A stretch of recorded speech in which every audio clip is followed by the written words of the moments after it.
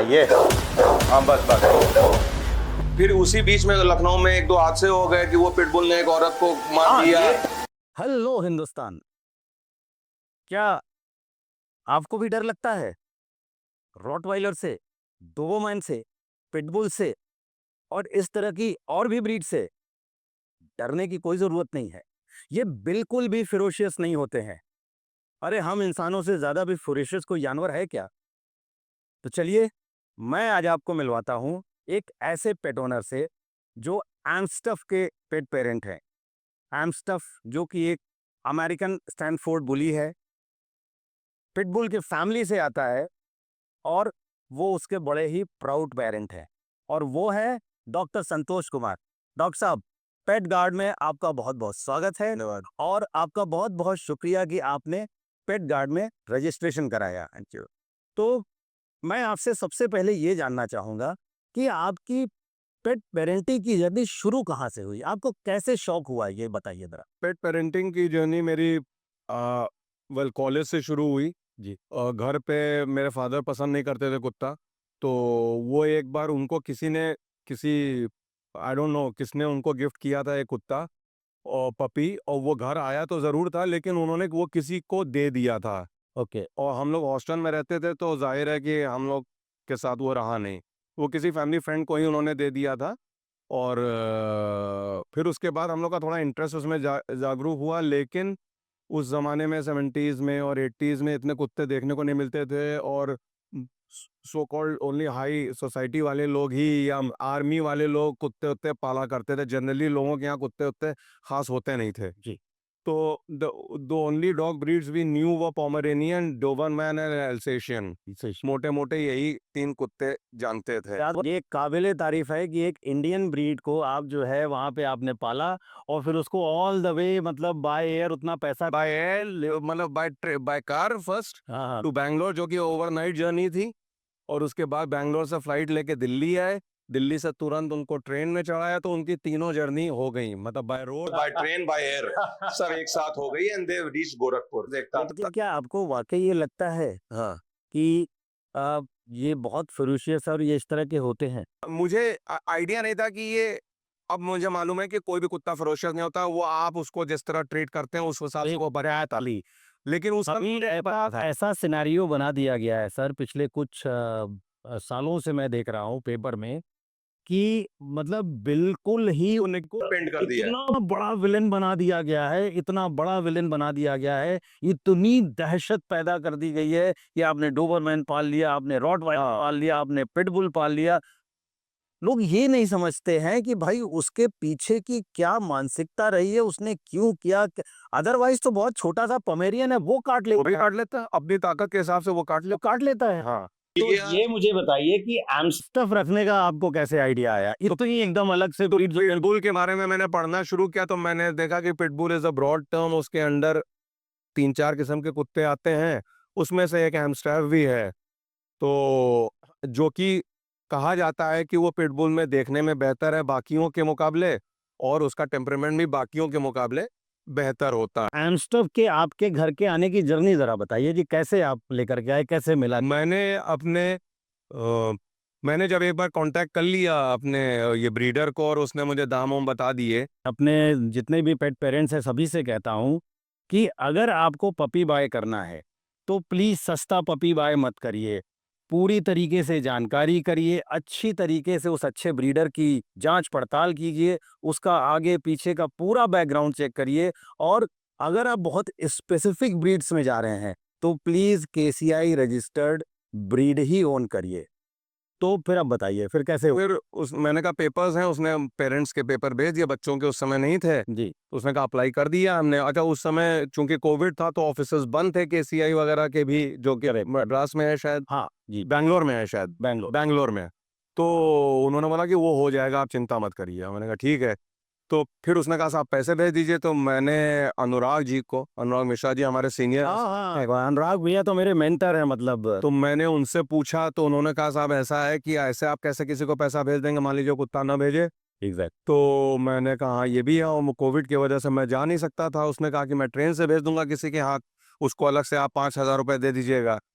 तो मेरा ये बात चल रही थी, तो फिर मुझे किसी ने उन अनुराग जी ने ही ने सुधीर मिश्रा जी से पेट मार्ट के हाँ, वो पेट स्मार्ट वाले उन लोग उनको बॉबा ही कहते हैं। तो उनको मैंने संपर्क किया। वो बेचारे कुछ अपना गले का ऑपरेशन या कुछ करा के आए हुए थे बम्बई से। हाँ सर, हाँ, उनका एक ऑपरेशन छोटा अब उन्होंने कहा मैं ऑपरेशन में हूं, तो मुझे नहीं मालूम था कि वो वेटनेरियन है कि वो क्या है।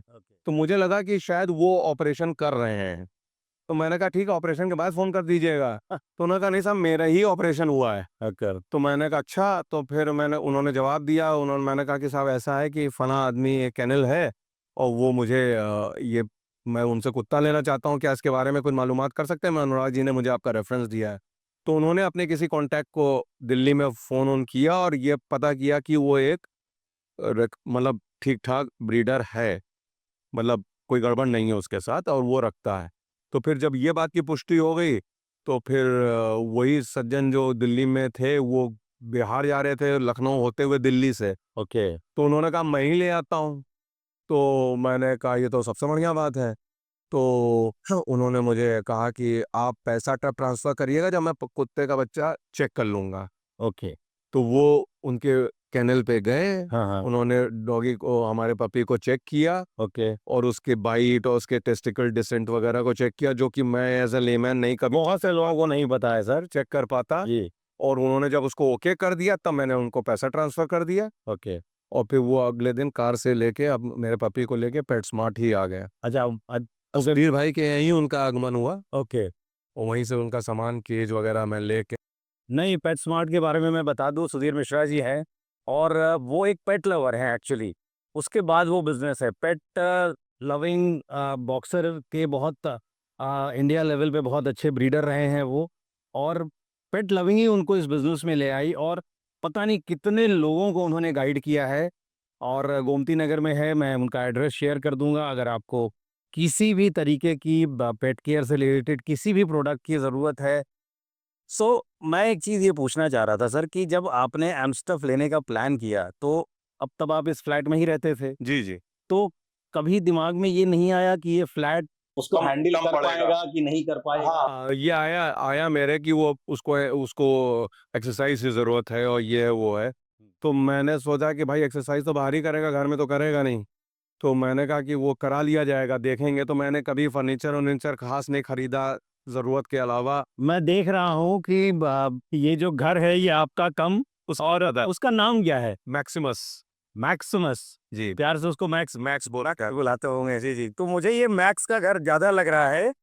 तो मैं दर्शकों को बताऊं, मैं थोड़ा सा एक टूर कराऊंगा। और जो मैं मना करता हूं, ये तो ले आए हैं, मैंने पिछले वीडियो मना किया था कि ब्रीड बहुत ज़रूरी है सोच समझ के लाने की, अदरवाइज फिर वो कुत्ता, वो आपका पेट आपके घर में रहेगा, आप नहीं रहेंगे। और ये घर उसी का है, इधर केज है, इधर केज है, चारों तरफ उसका सामान है। और डॉक्टर साहब, मुझे लगता है बस एक अपना बेडरूम होगा उस बारिश में। हाँ, मैंने ये ध्यान रखा था कि भाई मैं कुत्ते को बिस्तर उस्तर पे नहीं चढ़ाऊंगा, शुरू से मैंने। Very good. ये मैं हमेशा मना आता हूँ। वो खड़ा हो जाता है, वो तो मैं रोक नहीं सकता हूँ उसे रहना। हाँ, वो तो लेकिन ही हैज हिज बेड, वो अपने बेड पे ही सोता है। 7-8 महीने जब तक वो छोटा था, तब तक हम लोग के लिए थोड़ा सा नाइटमेरिश एक्सपीरियंस हो गया था। ओके, वो शेयर करिए प्लीज। मैं कहता हूँ कि मेरे जितने दर्शक हैं, कम से कम इस चीज को जो है मतलब उनको जानकारी हो। एक तो टॉयलेट ट्रेनिंग हमने कभी अपने पहले वाले कुत्तों की खास की नहीं थी।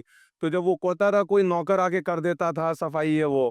लेकिन अब हमें खुद करनी पड़ रही थी। एक तो कोविड का समय था, वे मेड और थी नहीं, और मेरी वाइफ को यहाँ की मेड्स का कोई क्लीनिंग का कॉन्सेप्ट नहीं समझ में आता है, तो खुद ही साफ ऑफ करती थी। फिर ये सुबह टहलाना वहलाना, वो ऑब्वियसली आप अपने कंफर्ट जोन के बाहर आपको निकलना पड़ा। और की टहलाना, मैंने कहा ये तो एक अलग किस्म की जिम्मेदारी है। जिम्मेदारी हाँ। समझ रहे, मैं बोलता हूँ ना, पपी पेरेंटिंग इज अ बारिश वेरी। हो रही है तब भी ले जाना है। कोहरा पड़ रहा है, उसमें भी ले जाना है। तो शुरू में तो मुझे एक एक दो बार मेरे दिमाग में आया, मैं क्या करूं मैं? ये मैंने क्या, मतलब मुसीबत तो नहीं कहूंगा, हाँ। लेकिन मैं ये किस सिचुएशन में मैंने अपने आप को डाल लिया, जो कि पहले मेरे साथ नहीं था। कभी भी फिल्म देखने चले जाते थे, हाँ, हाँ। कभी भी मॉल चले जाते थे। तो ऐसे निकले आप इस सिचुएशन से बाहर फिर? वो जब वो बड़ा हो गया, ओके। जब वो 1 साल का हो गया, वो गोरखपुर गया, तो वहाँ पे लोग ज़्यादा थे। तो उनको देख के उसका ये जो बिल्कुल खुलते ही बवाल करने वाला एटीट्यूड खत्म हो गया 1-2-3 महीने में, जो वो वहाँ था।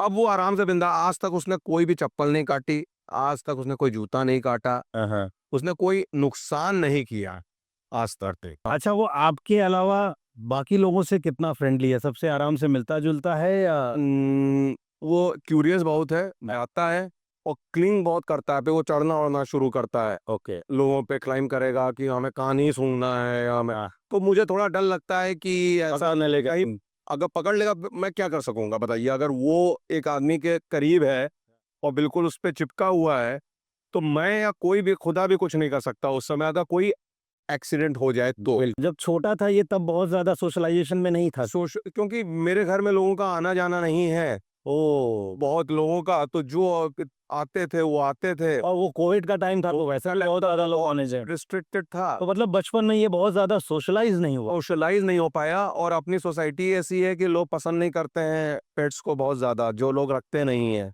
फिर उसी बीच में लखनऊ में 1-2 हादसे हो गए कि वो पिटबुल ने एक औरत को मार दिया, तो इस तरह का हो गया। फिर पिछले साल बैन लग गया था इन ब्रीड्स पे। अभी ये सबसे बड़ी विडंबना है सर, जी, कि आप, और मैं इसमें सरकार से भी बहुत नाखुश हूँ। नगर निगम है, ये सारी चीज़ें हैं, ये करते तो कुछ नहीं है। लेकिन बस ये बैन लगा देंगे, पेपर में इतना गलत-सलत होगा, सीधा हाँ, खड़ा कर देंगे कि एक आए दिन आप पेपर पढ़िए, कोई किसी का मर्डर कर दे रहा है, कोई किसी का कत्ल कर दे रहा है, कोई, आप क्या इंसानों को बैन कर रहे हैं क्या? नहीं कर रहे हैं ना। आप देखिए तो सही क्या दिक्कत हुई है। अब उसमें क्या होता है कि जो आदमी पाल रहा है या जो आदमी नहीं पाल रहा है, वो भी डर जाता है। तो इसी वजह से मैं घबराता हूँ कि कोई हादसा ना हो जाए, कोई गड़बड़ ना हो जाए इन सब पेपरबाजी, अखबारबाजी के बाद। तो मैं खुद ही अवॉइड करता हूँ कि अनजान लोगों से ये ना मिले। जो मैं हमेशा आप लोगों से कहता हूँ कि प्लीज़, प्लीज़, प्लीज़, जहाँ आपने इतने पैसे खर्च करके पपी लिया है ना, 3-4 महीने के बाद एक ट्रेनर पे भी थोड़े से आप कम से कम 6 महीने पैसे खर्च कर दीजिए, तो पूरे 14-15 साल आपके साथ रहेगा ना, आप मेंटल पीस में रखेंगे। अब डॉक्टर साहब से आप समझिए कि इनको कितनी दिक्कत हुई। अब इन्होंने ट्रेनर लगाया है, मेरे ख्याल से कम वो 6-8 महीने तो लेगा, ज़्यादा उसने कहा है। ज़्यादा लेगा। ये आप बहुत कमेंडेबल काम कर रहे हैं कि 4 साल की एज में आपने ट्रेनर लगाया है, आपके अंदर वो जज़्बा है, हाँ, आपके अंदर मतलब वो एक पैशन है।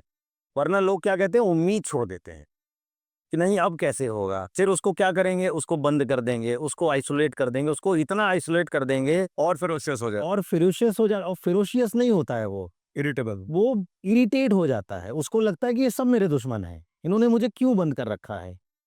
ये कारण है, कोई कारण नहीं है कि वो ज़बरदस्ती उसको जो है काटने का मन करता है या कुछ नहीं करता है। अरे! ये एक फ्रेंडली पेट होता है, पेट क्यों कहा जाता है?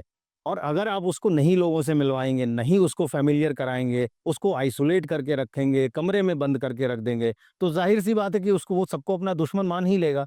तो अगर आपके पास भी एक पेट है और अगर उम्र हो गई है उसकी, तो देर नहीं हुई है, आपको मैं बताऊँगा, आप प्लीज़ ट्रेन कराइए और देखिए कितने मेंटल पीस में आप लोग रहेंगे। डॉक्टर साहब, एक बात और आपसे पूछना चाहूँगा कि ये, और ये प्योर एंड प्योर, चूँकि इतना लंबा अनुभव है आपका पेट पेरेंटिंग का, थोड़ी-सी उन चीज़ों पे प्रकाश डालिए जो आपको ऐसा लगता है कि शायद आपसे वो गलती हुई और आपको वो ठीक कर लेनी चाहिए थी, एक्सेप्ट दिस ट्रेनिंग।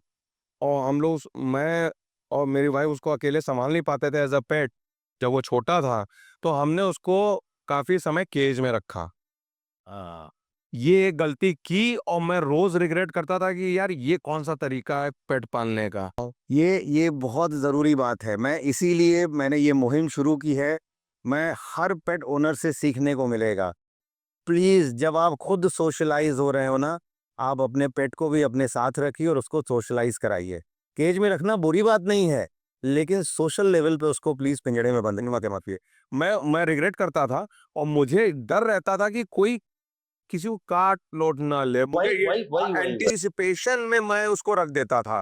डॉक्टर साहब, बहुत मज़ा आया आपसे मिलके, बात करके, और उम्मीद करता हूँ कि हमारे जितने भी दर्शक हैं, जितने भी पेट ओनर्स हैं, जिनके मन में भी बड़े अजीब तरीके के ख़्याल आते हैं इन सब ब्रीड्स को सुन कर के, जिनके बारे में हमने ज़िक्र किया, कोई दिक्कत नहीं है भाई, बहुत बढ़िया है। बस आप उनकी ज़रूरत को समझिए, आप उनके एनर्जी लेवल को समझिए, थोड़ा रिसर्च करिए और उनको उनकी जगह दीजिए।